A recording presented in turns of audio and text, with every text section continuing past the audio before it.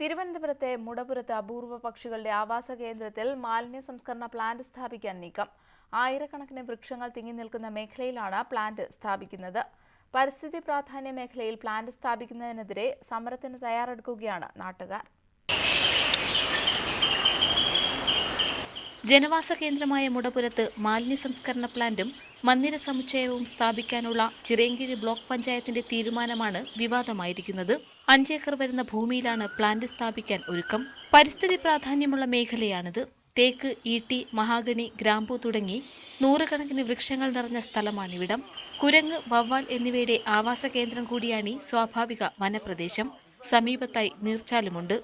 സാധാരണക്കാരായ കയർ തൊഴിലാളികൾ, മത്സ്യബന്ധന തൊഴിലാളികൾ, കൂലിപ്പണിക്കാർ ജീവിക്കുന്ന ഈ ചിറയൻകീഴ് നമ്മൾ വോട്ടിട്ട് ജയിപ്പിച്ച ജനപ്രതിനിധികൾ അത് കാണാതെ ഇവിടെ ഒരു കോൺഫറൻസ് ആൾ കൊണ്ടുവന്നുകൊണ്ട് നേടാനുള്ള കാരണങ്ങൾ എന്താണ്? പാമ്പുകളും മറ്റു ജീവികളും കാലക്രമേണ എവിടെ കയറും? ആൾക്കാരെ വീട്ടിലോട്ട് കയറും. അവരുടെ ആവാസ വ്യവസ്ഥ നശിക്കപ്പെട്ടു.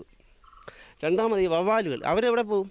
പക്ഷേ അതിൻ്റെ ആവാസ വ്യവസ്ഥയും തകർക്കുക എന്നൊരു ഗൂഢ ഉദ്ദേശമാണ് ഇവർക്കുള്ളത്. ചിറയൻകീഴ്, വക്കം, കടയ്ക്കാവൂർ, കിഴുവിലം, അഞ്ചുതെങ്ങ് തുടങ്ങിയ പ്രദേശങ്ങളിലെ മാലിന്യങ്ങൾ പുതുതായി ആരംഭിക്കുന്ന പ്ലാന്റിലെത്തിച്ച് സംസ്കരിക്കാനാണ് പദ്ധതി. ഇതിനായി ബ്ലോക്ക് പഞ്ചായത്ത് 20 ലക്ഷത്തിലേറെ രൂപയും അനുവദിച്ചു.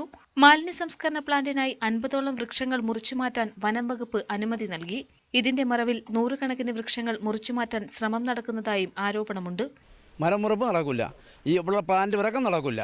അങ്ങനെ പരിപാടി നമ്മൾ വരിക്കേണ്ടി വന്നാലും നമ്മൾ സമ്മതിക്കില്ല, ഇവിടെ ജനങ്ങൾ സമ്മതിക്കില്ല.